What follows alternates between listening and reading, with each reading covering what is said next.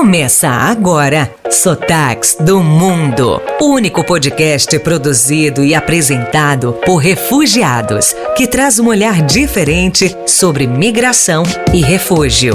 Com histórias e experiências contadas por quem viveu na própria pele os desafios e acertos na chegada a um novo país.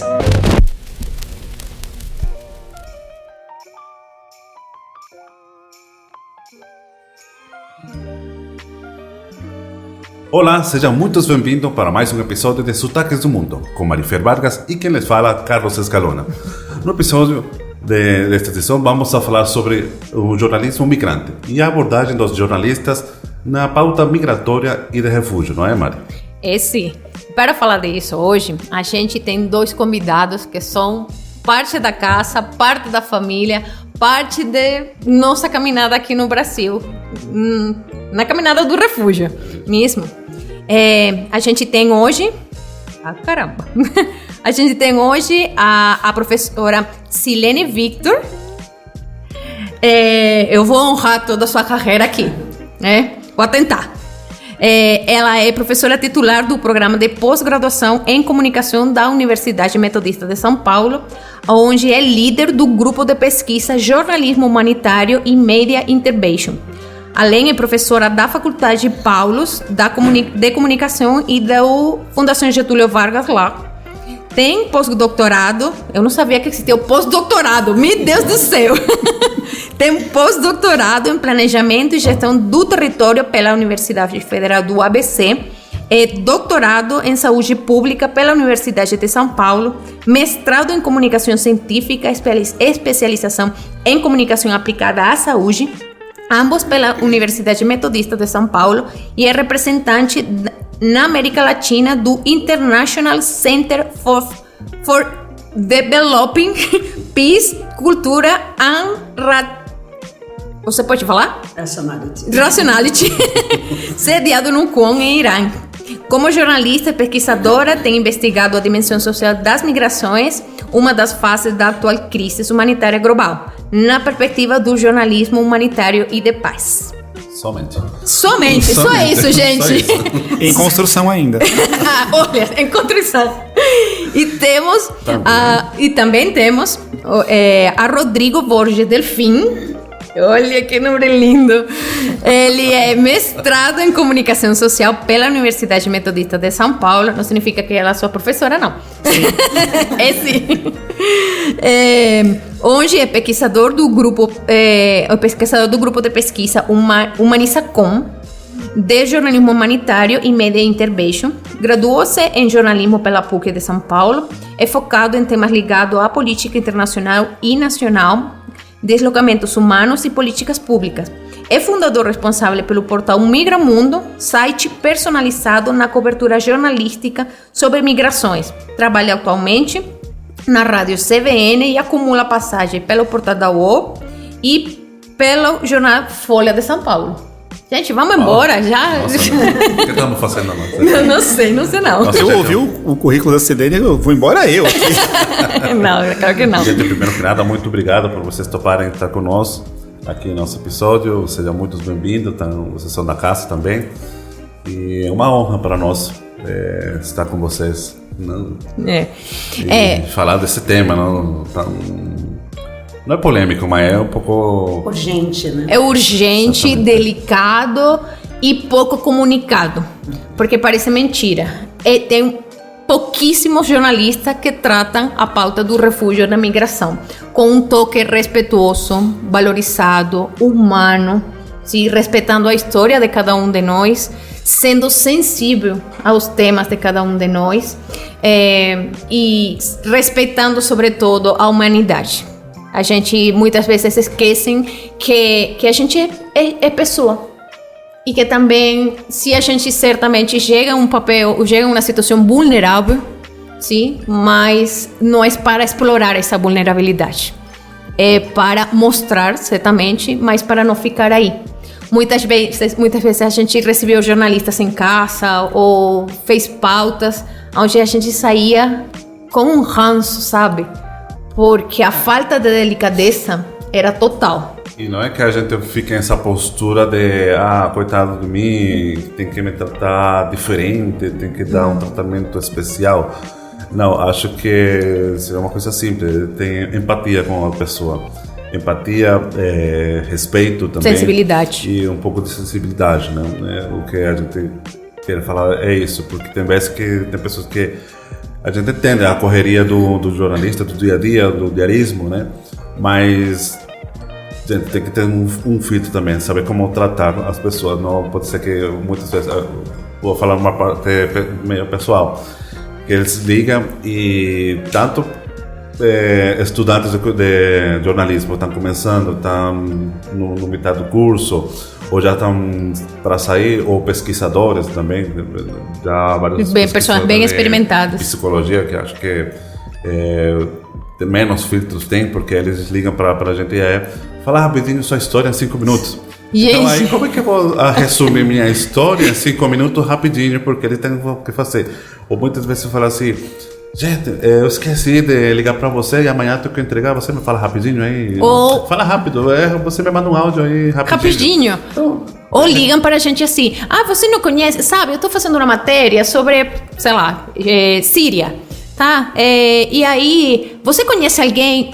Mari, mas é assim, a gente precisa de alguém, sabe, que tem alguma ferida de guerra, se tá mutilado, se tem algum trauma, se tem alguma coisa, e a gente fica, não, a gente não conhece. Assim, corta.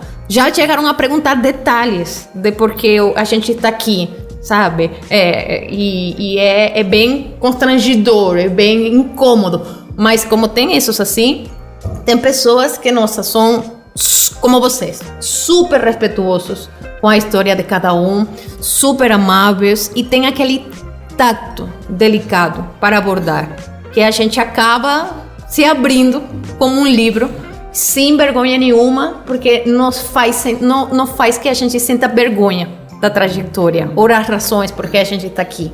Então, porque nem todo mundo escolhe ser refugiado. Muitas vezes não é nenhuma opção, é uma decisão por preservar a vida da gente. Às vezes você se sente mais à vontade, mais acolhido. Muito mais acolhido. Porque aí quando uma pessoa que está chegando recentemente, você já direto começar a bombardear com aquelas perguntas, nada a ver, nossa, eu vou ficar quieto, eu não quero falar, entendeu? Então, é isso, né?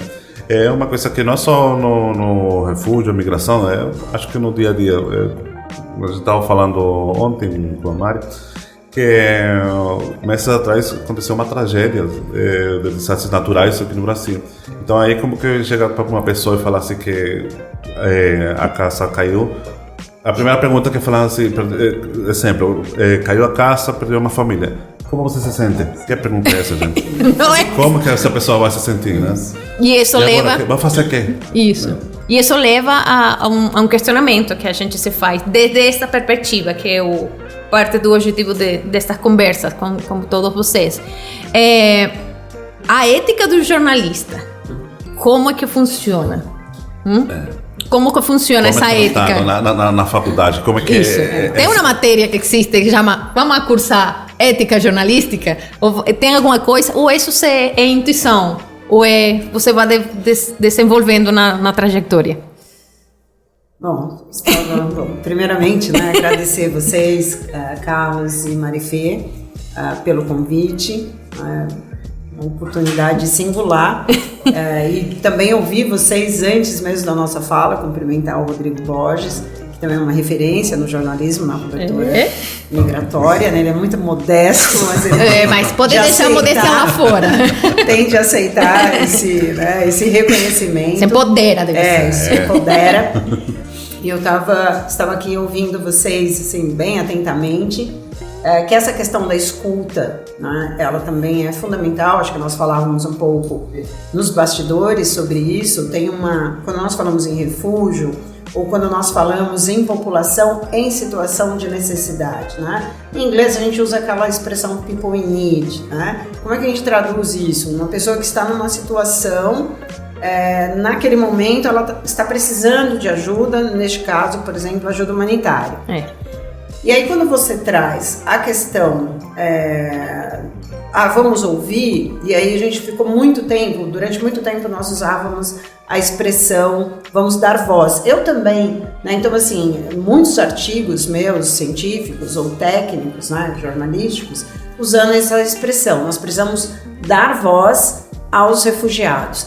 Esse dar voz não significa dizer que os refugiados não tinham voz, mas que nós íamos abrir o microfone para que eles pudessem falar. E aí, de repente, a gente entende que não é dar voz, mas é potencializar essa voz, amplificar essa voz.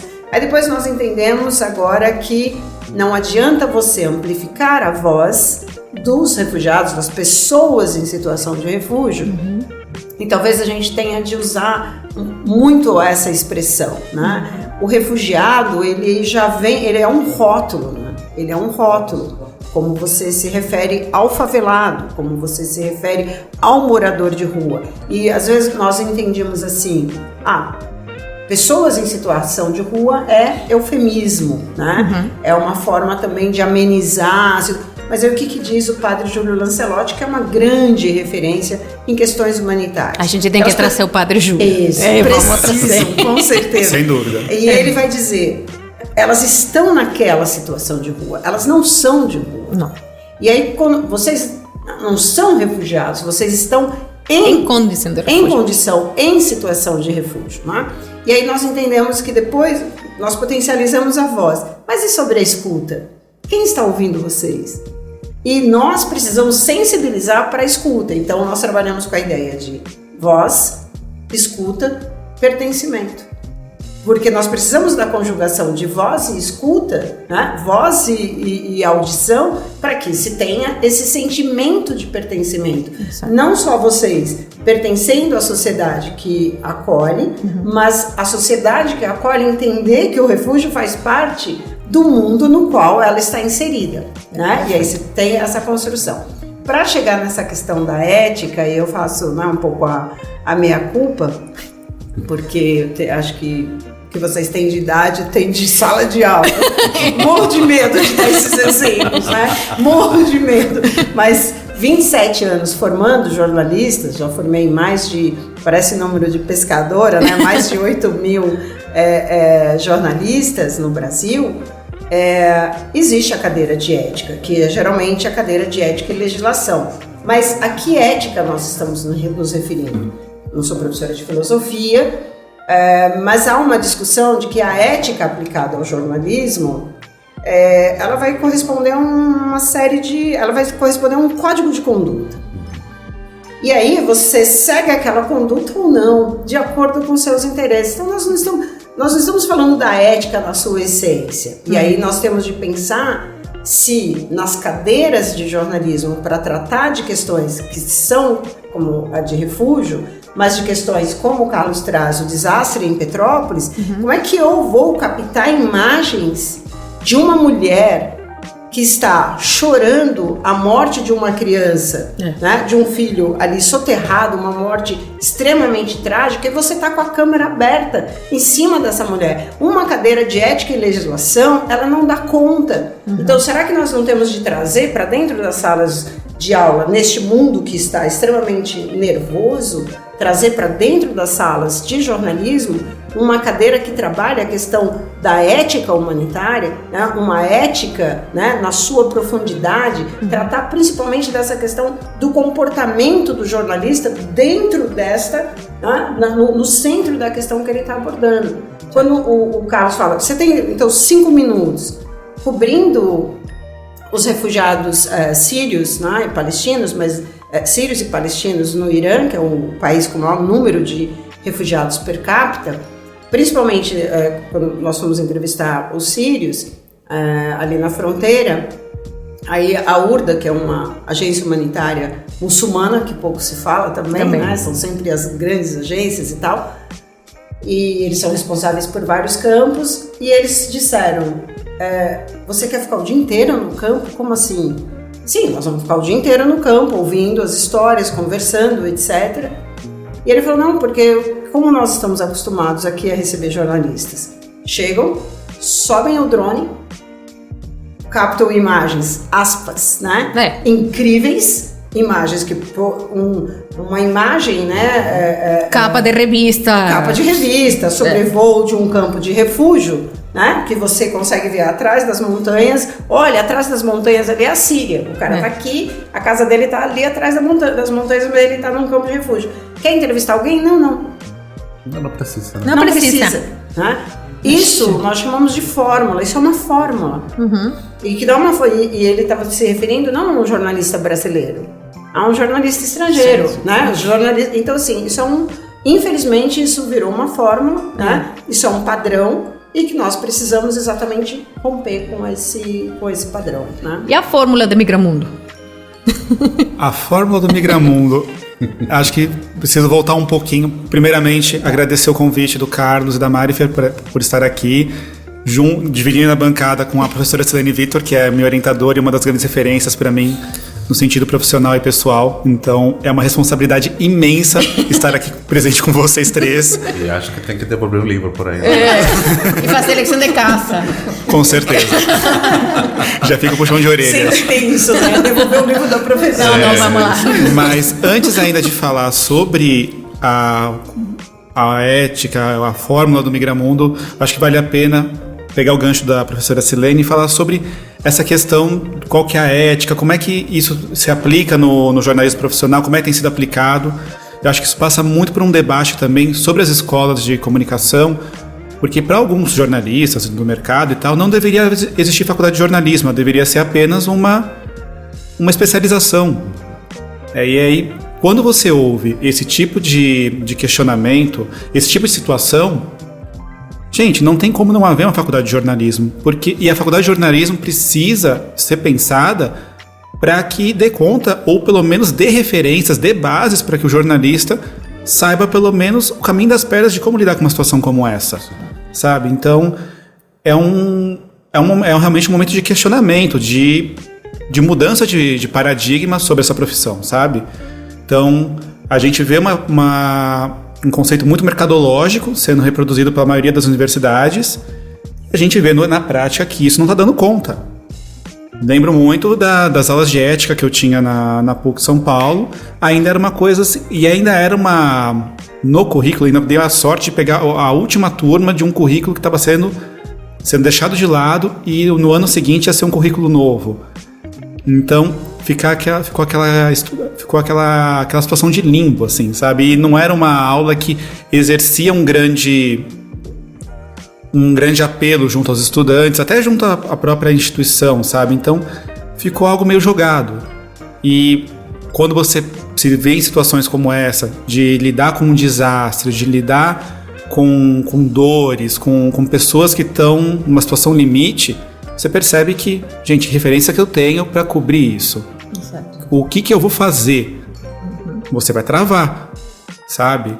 Eu me lembrei, saindo da questão da migração, mas eu me lembrei de quando eu fiz a cobertura do edifício Wilton Paes de Almeida. Eu vi o prédio cair na minha frente. Foi uma das situações mais tensas que eu já vivi como jornalista, em 1º de maio de 2018. E como você abordar as pessoas, como você conversar sobre isso, porque você precisa ouvir as histórias, mas ao mesmo tempo, como você vai chegar nelas? E a coisa aí é o detalhe, né? Se coloca na sua frente, assim, sabe? Então, qual que é o feeling? Então, tem coisas que realmente, mesmo você tendo certos parâmetros, né, que quando eles existem, chega na hora, tem um pouco do seu feeling também e do seu histórico também. Então, se você tem uma visão um pouco mais humana, você tende a ter uma abordagem mais humana também, sabe? Então, acho que faz muita diferença essa vivência, os valores que você tem também como jornalista, como pessoa. Isso vai fazer muita diferença, não apenas em coberturas de desastres, mas em qualquer outra questão que envolva o outro, envolva o ser humano. Então, e aí agora, só concluindo a questão, não tinha como não complementar o que a professora Silene disse. Agora, sobre o Migramundo. O Migramundo, ele não sei se tem um método, né? Até porque ele surgiu de uma forma muito, muito maluca, vou ser bem sincero. Surgiu de uma inquietação que eu tinha, era começo de 2012, foi um momento que na mídia se falava muito da migração haitiana, que era que era o que estava no momento e tudo mais. Era um momento de um desempenho econômico razoável do Brasil, então era um momento que o Brasil era visto como um país receptor de pessoas e tudo mais, e ainda tinha o chamariz da Copa do Mundo em 2014, da Olimpíada em 2016, então eram eventos que estavam chamando a atenção no Brasil. Foi um país que também conseguiu passar com uma certa desenvoltura em relação à crise mundial de 2008, e aí era um país que estava sendo receptivo, e ainda tinha a questão do Haiti, o Brasil presente por meio da MINUSTAH, na Força de Paz do Haiti, com todas as questões que isso traz também, né? Seria tema para um outro podcast. Mas os haitianos estavam vindo para o Brasil, né? Principalmente por meio da fronteira com o Acre. Era um tema que estava aparecendo na mídia, mas ainda era muito distante, porque estava no Acre. Não estava em São Paulo, ou o que vinha para os grandes centros era residual, mas já era o suficiente para chamar a atenção. E eu estava atento aí, eu estava começando a ficar atento a isso. Eu queria escrever sobre o assunto para o Portal UOL, onde eu trabalhava na época, só que era uma lógica meio complicada. Eu precisaria pedir permissão para minha chefia, porque eu estava numa chefia diferente, uma chefia de edição, não era uma chefia de produção de conteúdo. Então, e era um tema que sempre me cativou. Eu moro numa região de São Paulo que tem uma ligação com imigrantes descendentes do leste europeu, que é a região da Vila Prudente. Então eu cresci tendo como colegas de sala pessoas com sobrenome lituano, russo, ucraniano, polonês, croata. Era super comum isso para mim. Então então desde pequeno eu sempre tive uma curiosidade sobre comunidades migrantes. E aí, tendo a questão do Haiti junta a fome e a vontade de comer, vamos lá atrás, né? Como fazer isso? Eu percebi que quando eu comecei a pesquisar, que eu não sabia nada. E que e se eu fosse escrever alguma coisa, eu ia escrever besteira. Ah, caramba! E aí, comecei a participar de alguns eventos, participei inclusive esse foi o evento que para mim foi o divisor de águas. Foi um evento da Missão Paz, em setembro de 2012. Um seminário chama Vozes e Olhares Cruzados. Um seminário que aconteceu em outras 4 oportunidades. E aí eu percebi quantas histórias tinham lá. Eu falei, gente, isso aqui tem que ser divulgado de alguma forma. Como fazer isso? E como fazer isso, sendo que eu não sei nada. Mas eu quero entender. Então, do nada, peguei o WordPress e falei, deixa eu ver se existe um... Aí, primeiramente, seria Migramundi o nome do blog, mas aí, não, vai bater com o Operamundi, e o Operamundi, inclusive, tem como editor um ex-chefe meu, Haroldo Cereza. Então, falei, não. Aí, eu falei, deixa eu tentar Migramundo. E aí, Migramundo estava disponível. Vou tentar. Aí, saiu migramundo.wordpress.com, e aí surgiu em 3 de outubro de 2012, vai fazer 10 anos esse ano, olha só. Então, surgiu assim... Habemos bolo. Precisamos, né? E surgiu assim o Migramundo. E o primeiro ano dele foi um ano muito assim, errante, assim, claudicante. Não tinha uma periodicidade dos textos. Então, às vezes tinha semanas que eu conseguia publicar 2, 3 textos, e chegou a ter momentos que publicava, sei lá, ficava um intervalo de 2 meses entre um texto e outro. Uhum. Mas era um espaço de experimentação. E eu via dessa forma. Alguém lá fora estava vendo de uma forma diferente. Claro. E aí, em outubro de 2013, eu participei de um curso na USP, um curso baseado numa cartilha voltada para jornalistas a respeito da temática migratória. Eu olhei aquele curso e falei, bacana, eu vou participar, né? E aí, no primeiro encontro, todo mundo se apresentando e tudo mais.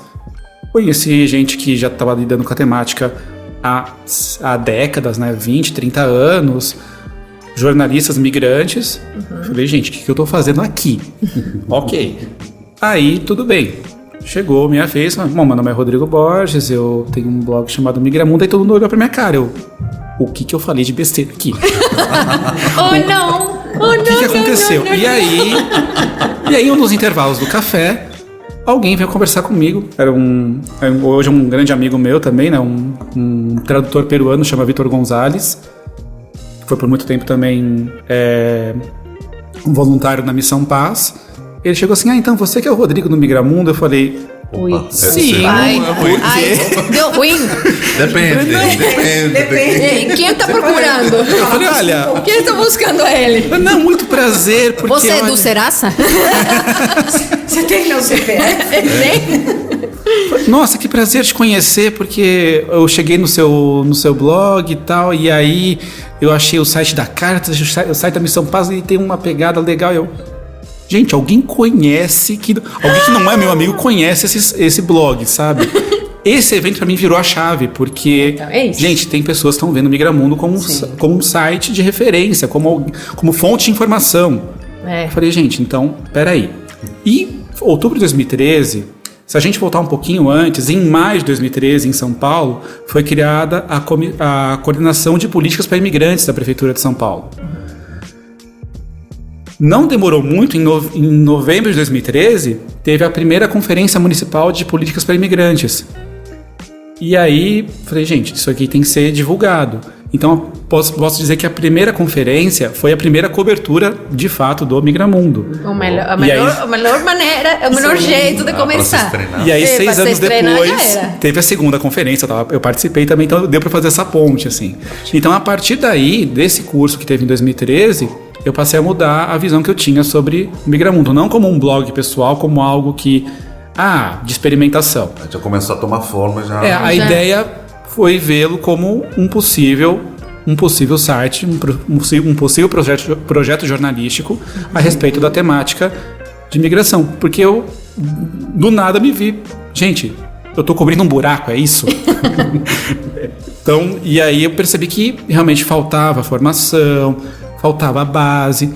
E eu mesmo, como jornalista, lidando com a temática de imigração, volta e vira e mexe, eu sai alguma coisa que eu preciso... Peraí, isso aqui eu preciso me corrigir. Não é bem esse termo. Então, é um espaço que, assim, você tá propondo, você tá falando, mas ao mesmo tempo você tem que ter a humildade de perceber assim, olha, cometi um erro, não era o termo adequado... Vamos ajustar, vamos corrigir, né? Exato. E o que eu acho que eu sou bem sortudo nisso, que a audiência do Migramundo é uma audiência muito qualificada e uma audiência que, se você tem um deslize, a pessoa vai fazer a crítica, mas vai entender que foi um deslize. Então, basta você não cometer o erro de novo. Faz parte do aprendizado. Não para de aprender todos os dias. Seja na redação, seja uma conversa com outra pessoa, seja numa abordagem de uma situação. A gente sempre está aprendendo. Não existe o tempo perdido, existe o tempo de aprendizado, né? Então, aí a gente vai aí consertando no momento, não? Ou olha... aconteceu isto, não pode acontecer de novo, e aí você corrige e na próxima dá certo. Mas acho que até a complexidade, né? A complexidade do tema, porque a temática do refúgio ou da migração de um modo geral é um tema que exige bastante da formação dos jornalistas, né? E nós sabemos, eu como professora durante todo esse tempo, a idade de vocês, eu posso dizer que assim, nós não damos conta. E que bom que as escolas de jornalismo assumam isso. E que isso não é negativo. Porque, obviamente, se nós conseguirmos resolver todas as questões de conhecimento, de saberes, etc., dentro da universidade, tem alguma coisa errada. Né? Se alguém entrar para fazer 4 anos de um curso de jornalismo e sair, nossa, eu sei de tudo, tem alguma coisa errada. Isso não existe. Porque você precisa de outros saberes. Então, nessa linha aí do que o Rodrigo fala... nós erramos porque o tema é multifacetado, né? Você tem uma faceta econômica, você tem uma faceta, né, por exemplo, de direito internacional, direito humanitário. É muito difícil. Então, errar vai fazer parte desse processo todo, né, Rodrigo? E aproveitando, até a gente costuma ver a cobertura de imigração geralmente no caderno de internacional, dos jornais, dos portais e tudo mais. Por outro lado, você pode falar de imigração em qualquer editoria, em qualquer assunto. Você pode falar de imigração na economia, na política, no cenário, no caderno internacional também, mas sobre futebol, você pode falar de esporte sobre migração. Na saúde, na educação. Eu ficava assim, eu sempre questiono, quando a gente assiste o jornal, eu sempre ficava meio, sabe, não incomodada, mas eu falava, gente, quando, por exemplo, davam os números da vacinação, falavam assim, 80% dos brasileiros vacinados. Falei, eu tô dentro desse 80%, mas eu não sou brasileira. Não é brasileira, é isso. Porque não pode mudar e falar as pessoas no Brasil, Da população. na população que mora no Brasil, porque eu tô inclusa aí, minha família tá inclusa aí, qualquer quantidade de gente imigrante, refugiada, tá nessa porcentagem, porque eu tenho uma carteira de vacinação, porque eu faço parte deste país também, eu contribuo com este país, então, porque eu não sou tomada em conta nas falas, Então é isso que eu falo, será que a gente pode falar? Borner? Renata? Por que é que você não me inclui no jornal? Eu acho também, Mari, que esse tema de refúgio, migração, são temas que não são muito... Não que não sejam relevantes, mas não tem assim essa repercussão como pode ser da economia, como poderia ser da política. Então, tem vezes que você vê na hierarquia do jornal, sempre são as últimas notícias. Hoje em dia, apareceu mais sobre a situação com Rússia e Ucrânia. Porque é um pacto político então, internacional. A notícia está no tapete. Mas, normalmente, eu falo por a migração venezuelana. Durante um tempo que você falou muito, ninguém fala disso. Agora também acho que a parte da migração é uma coisa cíclica. Quando você estava falando, Rodrigo, 2012 eram primeiro haitianos, todo mundo falou dos haitianos, depois chegaram os congoleses. Já ninguém estava falando muito dos haitianos, depois chegaram os sírios. Depois já ia todo mundo se esquecendo, depois foi um boom dos venezuelanos, agora... Depois começaram assim do Afeganistão. Agora vamos começar a falar sobre o ucraniano. É uma coisa assim que também acho que no nosso assunto é muito fácil entrar no sensacionalismo. Essa é uma linha muito fina. É um fio do cabelo, é assim. É como você falava, professora, que são fórmulas. Então acho que a fórmula mais fácil, entre aspas, você fazer tudo meio que mecânico, entra na parte sensacionalista e é mais fácil, dá um resultado e dá um impacto maior. Tá?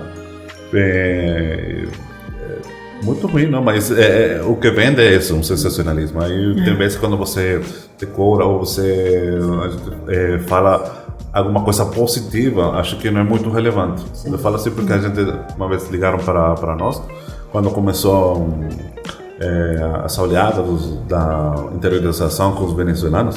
Ligaram para nós porque a gente tinha um empreendimento de comida e tal, e nos ligaram para ir para um programa, aquele programa que é bastante de manhã. Então a produtora entrou em contato comigo e era tipo assim: me fala a sua história, quando você chegou. Aí comecei, eu cheguei no ano de 2016, qual foi o motivo? Aí começou a falar, e tá fazendo o quê? Tá desempregado? Eu falei, não, tem um empreendimento. E tem uma família nova que chegou? Não, ainda não chegaram minha família. Entendi. Mas você ainda tem pessoas lá? Temos. E ele tá fazendo, então... Que é uma desgraça. Que é uma desgraça. E a gente não estava falando Tem pessoas que já falaram assim: você tem alguma história triste? Então, Você dorme na calçada? Assim, coisas assim. Então, é muito. Mas você está trabalhando todo? Você tem uma empresa? Entendi. Você conhece todos os venezuelanos que estão chegando? Que não falam português muito, sabe? Que tem aquele. Não, a gente não conhece, né? Então. Tá bom, a gente vai entrar em contato com qualquer coisa. Depois mandaram um e-mail. Não foi. Não pode, tá. Porque era pra, tipo assim, ligaram uma hora para o programa de amanhã. Então, o programa do outro dia, a gente, por curiosidade, viu por que não foi. E era de um menino que levava moradores de rua para o cinema. Achou bom, achou legal, mas eles queriam alguma coisa assim mais sensacionalista. Então. Não, porque não falar, não projetar das pessoas, da superação das pessoas. Então, porque a gente fala, mais fácil pegar essa fórmula de sensacionalismo, porque acho que não é relevante. Chegou os sírios e eles têm um negócio. Sim. Eles também, eles têm filhos brasileiros. Já não é interessante. Já chegaram a falar. Eles recém-chegados. Eu não sei se é noticioso. Isso. Já chegaram a falar pra gente: não, é que a história de vocês já estão bem sucedidos aqui no Brasil. Isso. E a gente não tá nessa pegada, não tá procurando isso exatamente. Ou, sei lá, tipo, Nossa, não sei, tanta coisa assim.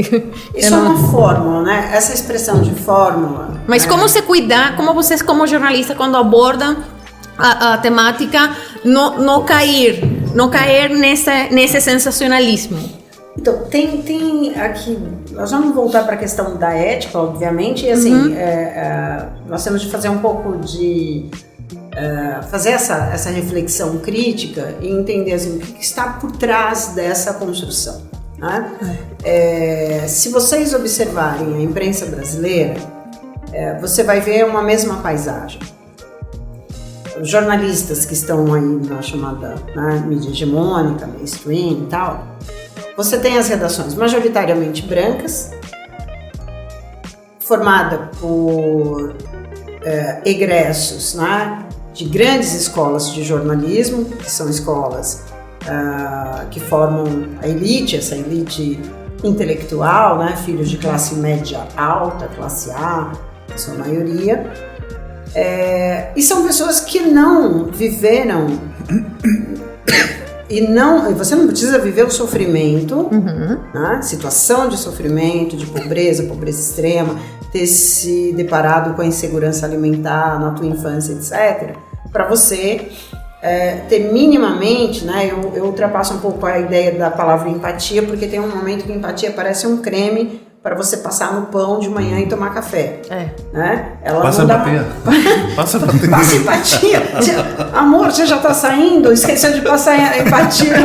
Passa pela chapa primeiro? Você quer pão com empatia na chapa ou natural? Exato. Ótimo, amei. Que é o que eu uso a expressão também com a ética, tipo um creme para você, sabe, dar brilho no cabelo, um negócio estranho. Então, tem uma reflexão que assim, claro, a empatia vai dar conta? Não. Então nós vamos numa questão mais complexa que pode, eu vejo, né, 27 anos de sala de aula, eu vou talvez imaginar que passando o bastão, né, para quem eu estou formando agora, mestres, doutores, olha aí, escuta. Que tenham essa responsabilidade de continuar. Quer o caderno para escrever também a outra lição? Por favor. Assina em branco ali. Dessa formação, que obviamente nós não podemos desistir. Eu tenho sempre muito cuidado de discutir os problemas, mas dizer, olha como nós estamos avançando aqui e olha que caminho nós podemos seguir para chegar, talvez vamos conseguir chegar num determinado ponto interessante. Para que não é uma coisa, né, não é ser o otimista como uma figura idiota e tal, mas entender que algumas coisas, nós temos alguns exemplos muito interessantes. Mas vamos lá para essa questão, né, da empatia, de falar, bom, o que vende mais, né? O que vende mais durante todo esse... Né, se você pensar na cobertura da mídia de um modo geral, né, na cobertura da imprensa de um modo geral, o que você tem é exatamente essa questão de desgraça, da pauta negativa, etc. Então o jornalista, o produtor, a produtora, que é a primeira pessoa que vai ter contato ali contigo, né, no caso principalmente de TV ou rádio, e quer saber uma história triste para poder narrar. Só que essa fórmula, claro, não quero trazer por uma questão, né, teórica, acadêmica e tal, mas nós trabalhamos um conceito nos nossos estudos, o Rodrigo sabe disso, que se chama fadiga da compaixão. Isso é um conceito que nasce na década de 90, né, pelas mãos de uma oncologista, né, uma médica oncologista, que percebeu que à medida que o sofrimento dos pacientes, né, ali se prolongava no tempo, quanto mais prolongado o sofrimento daqueles pacientes, maior a chance dos cuidadores profissionais e não profissionais, que a gente fala que seriam os familiares, esse sofrimento, ele vai, o cuidador, ele vai se despreendendo daquela figura que está ali em sofrimento, vai virando uma fadiga. E aí ela usa a expressão fadiga da compaixão. Né? O sofrimento do outro já não me impacta mais. Por outro lado, nós também temos observado nas nossas pesquisas que a compaixão é algo extremamente pessoal e efêmera.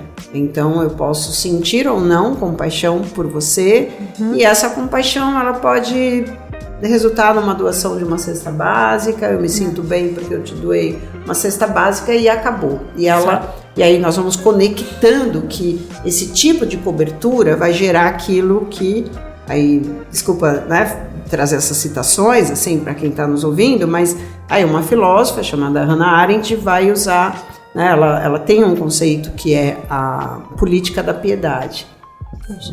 Essa política da piedade, onde que nós, né, em que momento nós vimos agora recentemente no país?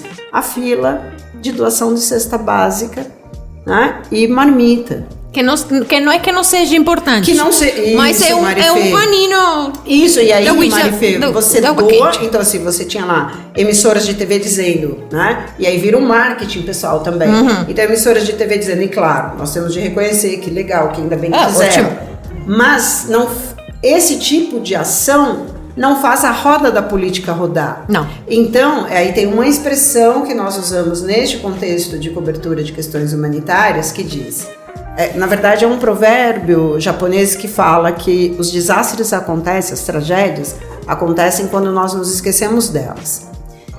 E aí o Kofi Annan, né, que foi secretário-geral da ONU, ele fez uma adaptação desse provérbio. Ele diz: a tragédia, né, uma tragédia humanitária, uma tragédia para uma dada comunidade acontece quando a última emissora se retira de cena, quando se desliga a última câmera. Ou seja, se provocou aquela, né, aquela comoção, aquele sentimento de piedade, fizeram aquelas filas de doação de cesta básica, como se a fome pudesse ser combatida com alimentos, com comida, né, que é inclusive a expressão de uma jornalista chamada Susan Moller, que ela vai neste conceito de fadiga da compaixão na área da saúde e o transporta para o jornalismo. Então, isso que o Carlos traz, e que a própria Susan Moller também vai dizer, né, que é uma jornalista e professora estadunidense, que faz parte de uma fórmula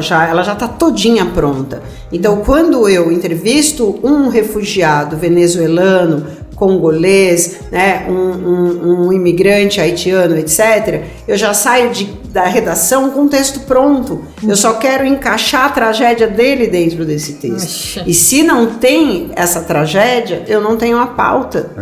Então mas essa é o que é uma vende, fórmula. né? Então, só que vai vender, vai provocar. E muito antes de todos esses autores, nós já estudávamos isso na comunicação, né, com um grande intelectual que era o Humberto Eco. Ele dizia: os meios de comunicação provocam uma comoção, só que ela é fugaz, ela é efêmera. Exato. Então nós insistimos com essa fórmula, e aí o que acontece ainda na fala do Carlos? Não estão mais falando sobre a fome. Ela acabou? Não. Se nós tivemos um registro de 2020, primeiro ano da pandemia, metade da população brasileira enfrentou insegurança alimentar, 9% sofreu um estágio severo da insegurança alimentar, que é a fome. Nós estamos falando 9%, 19 milhões, portanto.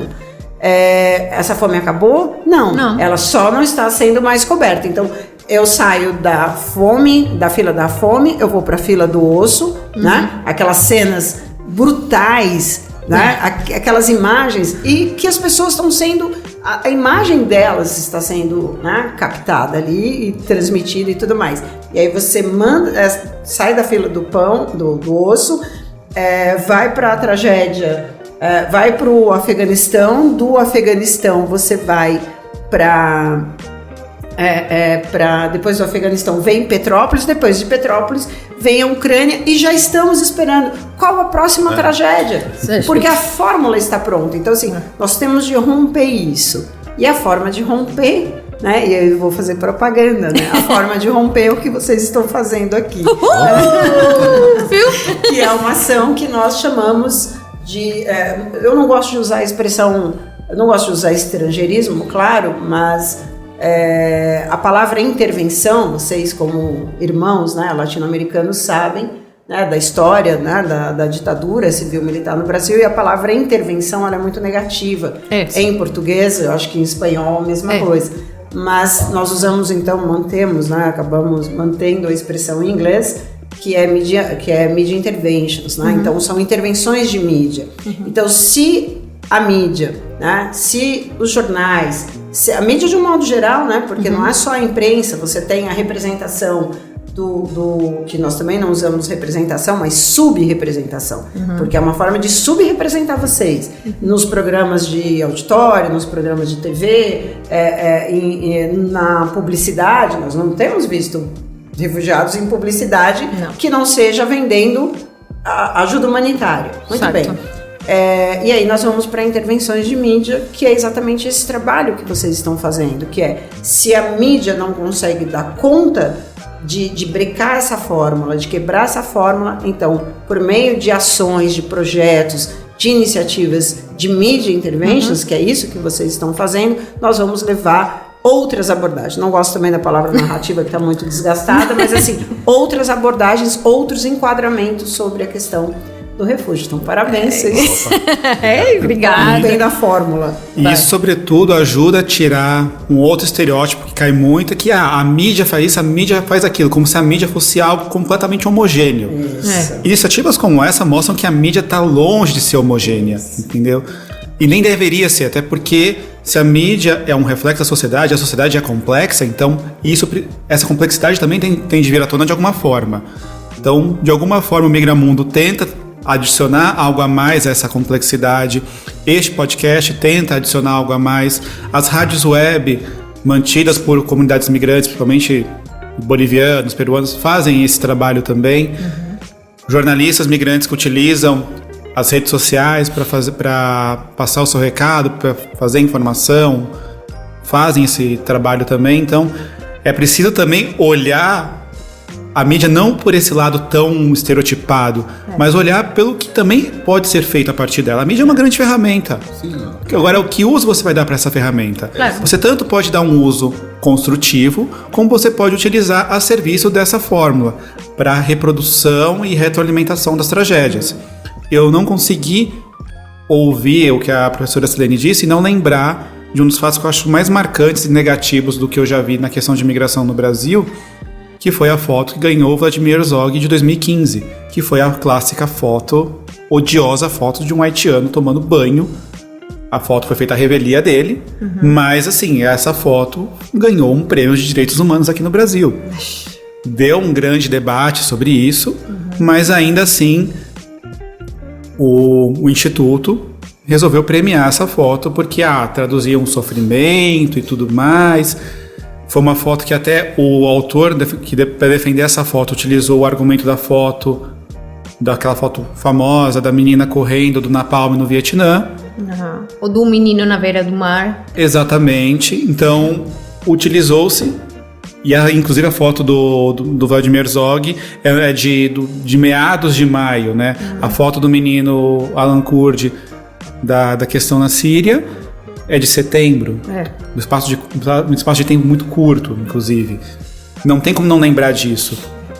O que faz pensar também de que nós precisamos, inclusive, nas iniciativas que visam dar visibilidade para um jornalismo que pretende ser mais construtivo, nesses espaços mesmo há dificuldade de você quebrar essa lógica de espetáculo, dessa fórmula pronta, onde você privilegia a tragédia e não privilegia um debate que seja mais construtivo, que procure projetar o que vai ser. Beleza, a gente tem uma tragédia aqui, mas precisamos... Óbvio, já tem a tragédia. Sim, já tem a tragédia. E o depois? Como a gente projeta isso? Como é que a gente dá o passo além? Como que a gente muda, transforma essa tragédia, esse cenário de tragédia em outra coisa. Exato.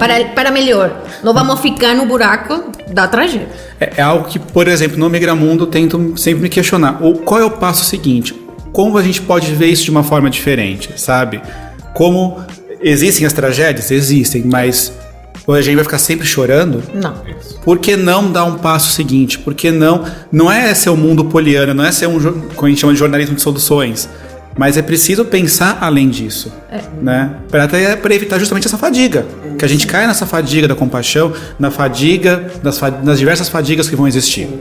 É que é interessante que, vou pegar um gancho aí da fala do Rodrigo, quando ele fala, não é essa questão de apontar soluções. Tem essa questão, né? O jornalista, nós jornalistas, né? Achamos usar o plural de modéstia, que é... Você é jornalista, os três. Então, nós jornalistas, né? Nós acreditamos, e isso está muito na literatura que nós estudamos no grupo de pesquisa Jornalismo Humanitário e Media Interventions, nossa propaganda aqui da Universidade Metodista, né? Do programa de pós-graduação em comunicação.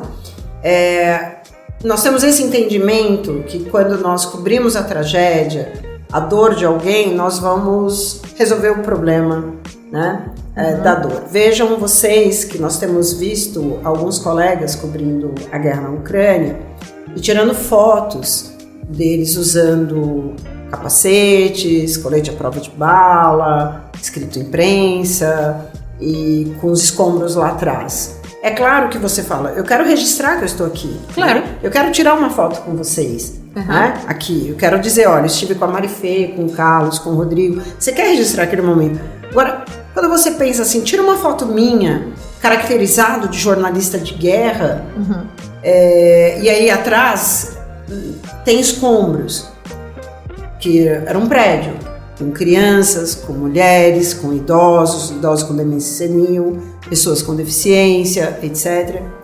E aí você tem todo aquele registro ali da guerra. E você associa a tua imagem a uma tragédia como se fosse, eu estou aqui para cobrir a guerra e para tentar trazer solução. Mas você está cobrindo o fracasso desta civilização. Porque a guerra é o fracasso de todas as instituições, incluindo a imprensa, porque nós não fomos capazes de prever esse acontecimento, né? Então, veja que existe que isso faz parte de uma cultura profissional, é importante dizer isso. Muitos jornalistas que cobriram Petrópolis tiraram foto deles, né? Pediram para algum colega tirar foto, e eu fico tentando entender, tira uma foto minha aqui. Uma coisa é você ir para um campo de refúgio, e eu tenho fotos com mulheres, né? Eu me lembro de uma foto que eu amo particularmente, com duas crianças, duas menininhas sírias, e tem uma outra que eu gosto muito, que é uma professora de literatura, estava ali agora na situação de refúgio, e ela me recebeu, me deu uma pulseirinha de presente, aí abraçada ali comigo, ela super bonita, estava maquiada, estava toda bem arrumada para me receber. E talvez muitos jornais falam, mas eu não queria encontrar aquela mulher daquele jeito, né, maquiada, arrumada, tal, etc. E a ideia da foto é a normalidade.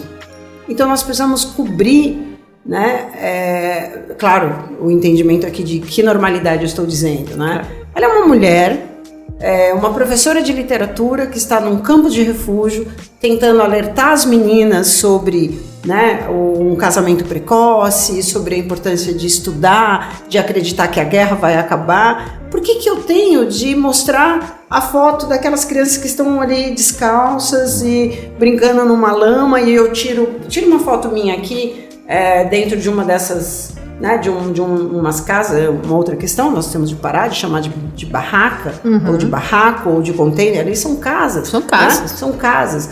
E eles chamam de a minha casa. Né? E eu tiro uma foto porque eu quero associar a minha imagem. Né? Não, eu quero mostrar. Eu conheci uma professora de literatura. Sim, ela é refugiada, ela está fugindo de uma guerra. Não vou glamourizar a vida dela ali. Mas eu também não quero tirar foto da desgraça para dizer, eu estou aqui, então eu sou importante, porque... Então, nós temos de derrubar o glamour, nós temos de derrubar a glamourização da cobertura de tragédias. E essa glamourização tem de partir, né, dessa sensibilização desde os estudantes de jornalismo. Então, nós temos de trazer para cá não só a mídia, nós temos de trazer para dentro dessa discussão as escolas de jornalismo. Tem que começar nas bases. Nas bases, as escolas de jornalismo, pode ir mais lá para baixo ainda, mas assim, as escolas de jornalismo. E também as outras instituições, que é o que o Rodrigo fala, a mídia, mas tem outras instituições que têm o papel de esfera pública, né? E nós precisamos resgatar isso. Agora, não há dúvida que a mídia desempenha um papel fundamental, mas que o que eu quero cobrir? Como professora de jornalismo, eu sempre ouvi, professora, eu quando me formar, quero trabalhar igual a senhora, cobrindo guerra. Eu não cubro guerra. Eu não cubro guerra. Eu tento cobrir antes, ou eu cubro depois. Depois, que é o chamado ciclo, de vida das tragédias, que esse ciclo, à medida que ele se estende, aí que a cobertura vai ficando mais escassa. Porque ela vai perdendo exatamente o interesse. O interesse. Porque assim, e aí essa pesquisadora estadunidense, ela vai dizer, a fórmula dá a sensação de que eu já li isso. Mas peraí, eu li uma matéria que falava que eu tinha um refugiado passando fome e tal, aí vem uma outra matéria dizendo um refugiado desempregado e tal. Mas eu li uma matéria que falava... Então, assim, a sensação, a fórmula é tão parecida como cobriu a situação dos haitianos, dos congoleses, dos venezuelanos, dos sírios, dos afegãos. Dos afegãos, por exemplo, houve uma glamorização. Sim. Não sei se vocês perceberam, mas houve uma glamorização. Então, é claro, eu não estou aqui. Se eu tiver a resposta para isso, a solução para isso, assina um cheque. Não isso, mas assim, essa discussão, ela precisa ser feita. Tem que ser feita. Tem que ser feita. Inclusive, sugiro que vocês ouçam as escolas de jornalismo. Qual é a proposta das escolas de jornalismo para trabalhar essas temáticas humanitárias, que inclusive o refúgio faz parte dela. Nossa. Na aula hoje. Não. Na aula. É aula mesmo. Professora, gente. Tem uma professora aqui. Eu vim a paisana. Temos uma pós-doc aqui. Como não vai ter uma aula? Eu conheci até PH. Daí lá... Tem PH, tá bom. Até aí era, né? Mas não tudo quero bem. que seja uma aula. Podem parar.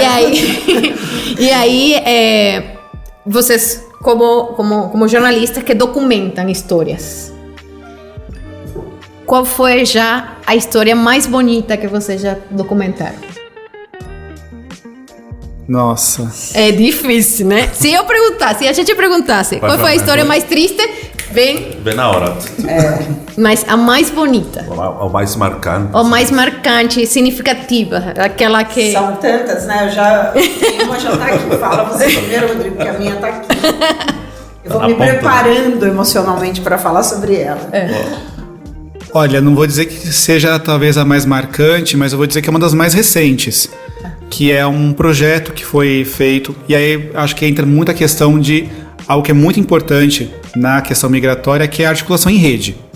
Então, diferentes atores dando as mãos, juntando forças e fazendo projetos que vão potencializar comunidades, que vão apontar caminhos que ajudam a pelo menos lidar com questões que a gente são muito latentes, É muito complicado para o migrante conseguir ter acesso aos serviços de saúde. E aí eu fiquei sabendo de uma experiência interessante feita em Curitiba de um médico sírio que ele, a partir de uma provocação de uma colega de Santa Catarina, falou, olha, essa família aqui, síria, a mãe e filhas não estão sendo bem... ninguém descobriu o que essa menina tem. Isso.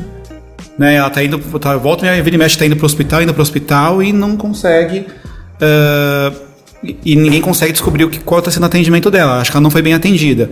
Esse médico sírio conversou em árabe com a família, matou na hora, passou o tratamento correto. Em uma semana a menina apresentou melhora. Então precisamos apresentar um atendimento humanizado e adaptado ao contexto de pandemia. Então, quando era um caso de Curitiba, o atendimento era presencial. Quando era um caso de outro estado, o atendimento era feito online por meio pelas plataformas que a gente tem disponíveis hoje, de acesso remoto, uma teleconsulta. Então, para mim foi um projeto que falei, gente, com elementos que não são tão, digamos assim, custosos, é possível você fazer um atendimento mais humano para essas pessoas, sabe? Então, para mim foi uma história interessante, muito bacana, de como você pode fazer diferente, sabe? Sobre a que a gente estava falando, da empatia. Então, e aí isso virou... Não passa empatia, não. Não passa empatia. Foi uma reportagem que Até saiu já perfil desse médico na revista Piauí e tudo mais. O Migramundo fez um registro breve, assim, dentro do possível, né? Dentro das condições possíveis hoje, né? De apuração, de formato mesmo e tudo mais. Mas acho que foi uma história recente e bonita de uma pessoa migrante atuando em favor de outras pessoas migrantes aqui no Brasil, de articulação de rede e da possibilidade do impacto que isso tem junto à comunidade. Então, eu destacaria essa como uma dessas histórias bacanas, assim, histórias bonitas. Mas tem muitas outras. Se for olhar em 10 anos que o Migramundo existe, do que eu pude testemunhar disso, tem muitas outras histórias, sabe? Seria incontável. Seria até deviano apontar a mais bonita, assim. Mas tem várias e essa lembrei porque é algo recente. Essa matéria saiu agora no final de janeiro, começo de fevereiro. Ótimo. E a professora? Bom, eu gostaria... Bom, vou pedir para falar de duas. Pode sim, pode. Fica à vontade. E as duas me marcaram, assim, não necessariamente são pautas positivas, né, claro, mas elas me marcaram pelo amor, né? O amor. Acho que o que definiu ali todo o momento foi exatamente o amor na sua forma mais genuína, né? Em 2016, quinto ano da guerra da Síria, a ONU realizou a primeira cúpula mundial humanitária, né? Que é considerada, então, eu sempre falo isso nos meus artigos e tal, a primeira cúpula humanitária desde a criação da ONU, né? E foi realizada em Istambul, né? Uma das cidades mais importantes. Quem não tá nos vendo. Obrigado, Fernando. Dá uma ao bibo, gente. Não, mentira. Um café, gente. Quem me conhece sabe, né? Obrigada. E quinto ano da guerra na Síria. E aí foi realizado em Istambul, uma das cidades mais importantes, né, da Turquia. E depois da cobertura da conferência, que foi Hard News, eu fiz para o Jornal da Gazeta, e nunca tinha feito TV, eu operando a câmera, entrevistando, né, e foi a primeira vez. E aí o movimento Hizmet ainda existia na Turquia, o movimento Hizmet, que é um movimento, né, de paz, de questões humanitárias, enfim, me mandou para Izmir, né, que era exatamente ali as margens do Mar Egeu. Quem conhece essa questão do refúgio sabe que ali é uma travessia, né, uma rota para se alcançar, né, a Europa, lembrando que a Turquia está na Eurásia, né, então está muito perto para alcançar ali a Europa, talvez entrar pela Grécia e depois se adentrar.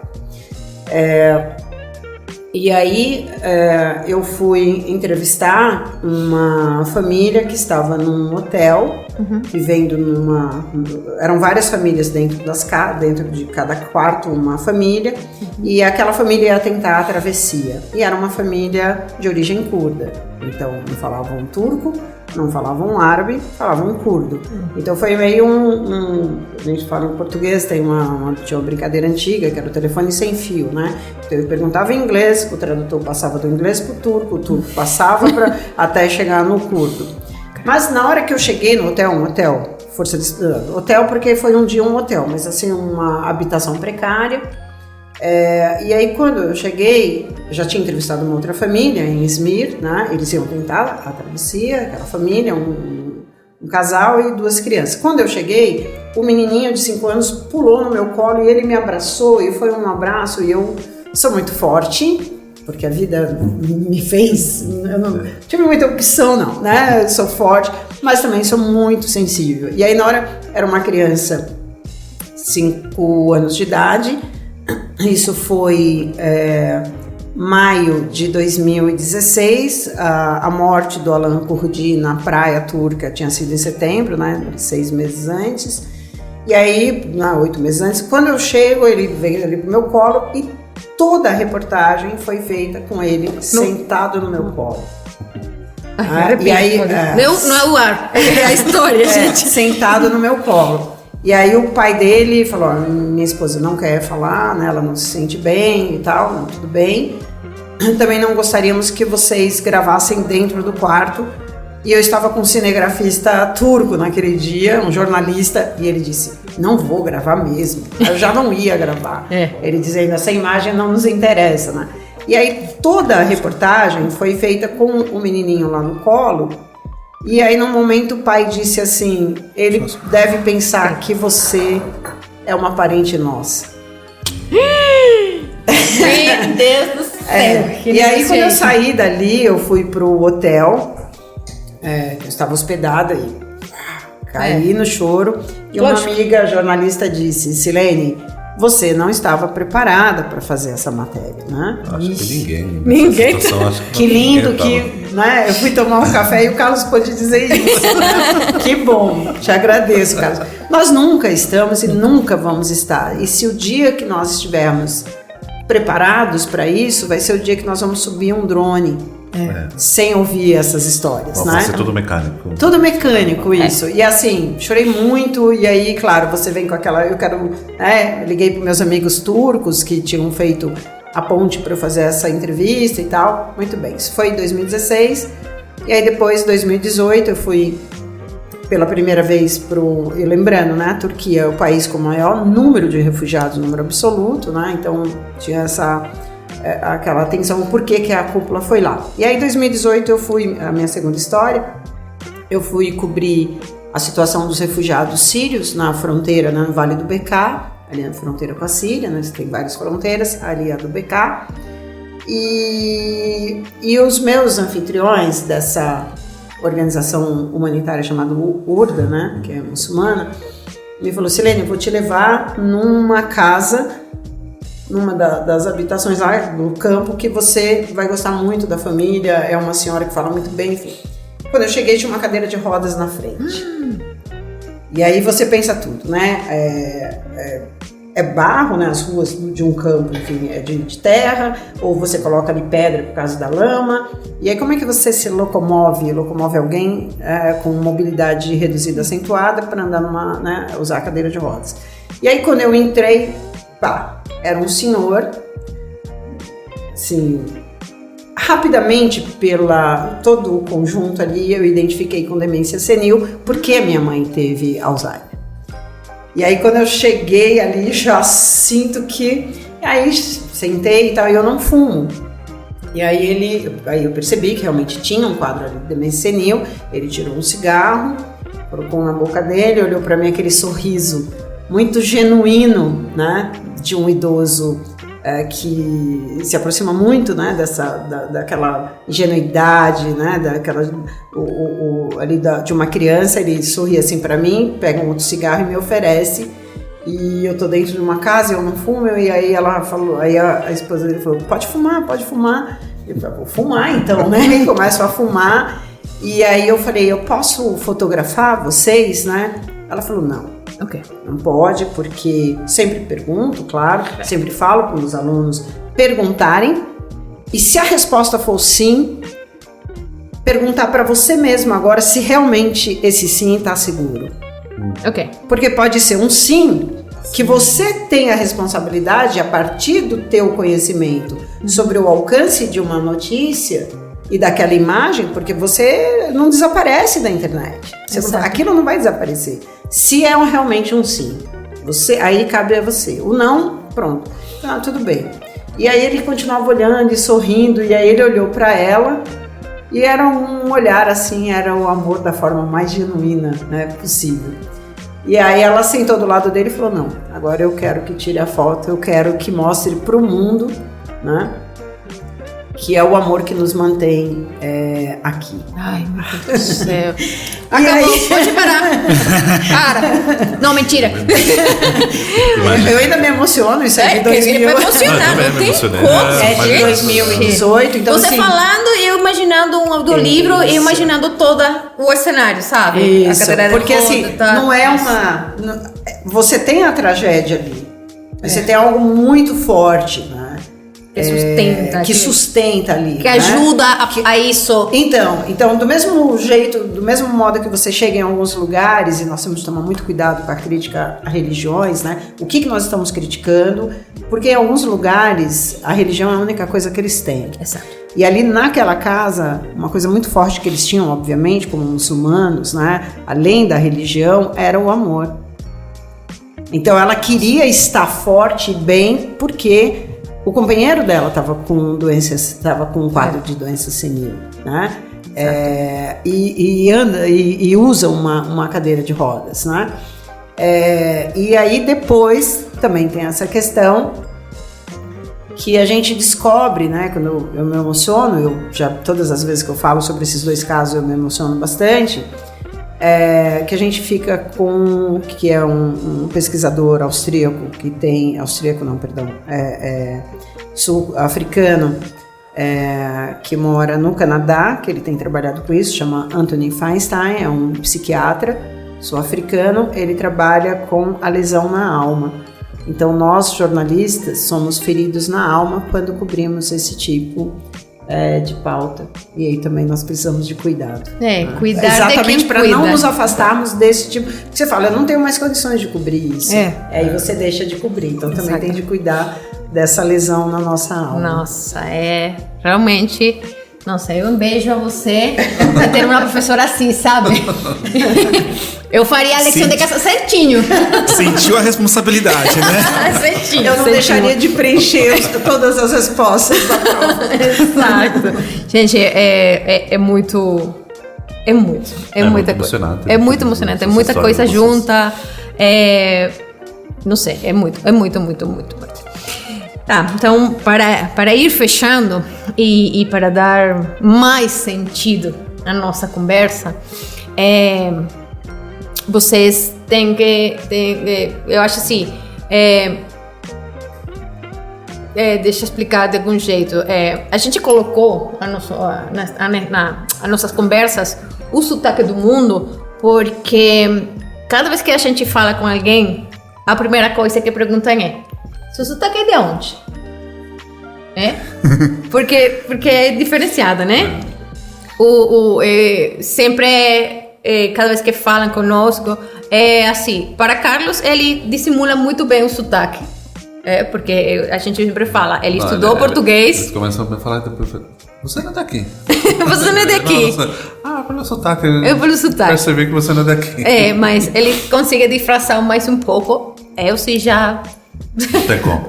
Não tem como disfarçar. E isso fez muito sentido para nós no momento de pensar em um nome para estas conversas, que a gente vai abarcar diferentes temáticas e de tudo, né?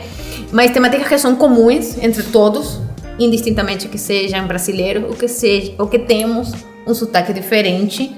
Porque São Paulo contempla e concentra todos os sotaques do mundo mesmo. Você pode ir a qualquer lugar e ouvir sotaques diferentes.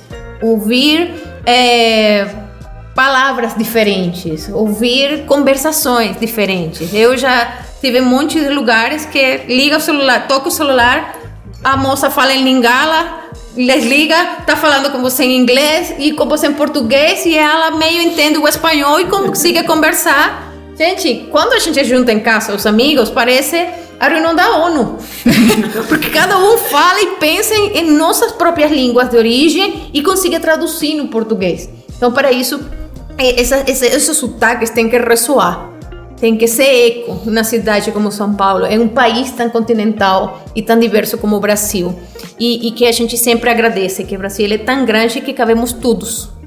E que nossas vozes, né,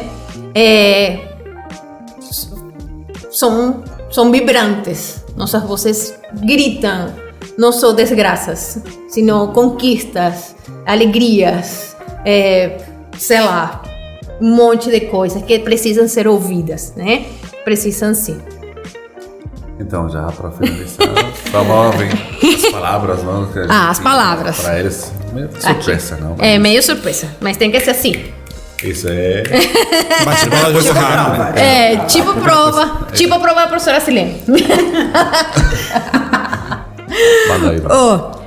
A palavra mais linda no português. Saudade. Eu ia pegar... Não pode repetir. Não pode repetir. Não pode? Que pena. Pode ser. Saudade é uma palavra que só tem no português, então é algo muito, muito particular. Então não tem como não pontuar essa palavra. É então, isso. unanimidade aqui. Tá. Saudade. Uma palavra que no português, uma palavra em português que não tenha tradução em outra língua. Saudade. Saudade, já falou. Não, saudade para a gente é estranhar. Estranhar. Eu sinto saudade, eu estranho a Carlos. Eu sinto saudade de Carlos. Tá bom. Não sei. É? Eu vou para outros campos. Cabe outro sotaque. Tapioca. É verdade. Tapioca. Porque você vai chegar aqui, eu vou falar, Marifê e Carlos, vocês vão lá em casa tomar um café da manhã comigo e nós vamos fazer um café e uma tapioca. E você vai falar, tapioca? Você acabou de chegar da Venezuela aqui. Como é que eu falo tapioca? Em inglês, Como em explica que é alemão, uma tapioca? em espanhol. Não, é tapioca. Então tá bom. Pra acompanhar a tapioca, como sobremesa, um brigadeiro. É verdade. A gente não tem brigadeiro, não. Não. É verdade. É verdade, não tem. Nossa, como a comida enche o bucho da gente, né? É. A comida aproxima, gente. Eu aproxima, exatamente. porque a cadeira vai juntinha na mesa. É. E a última. A palavra mais bonita que vocês já escutaram, aprenderam ou falaram em outra língua.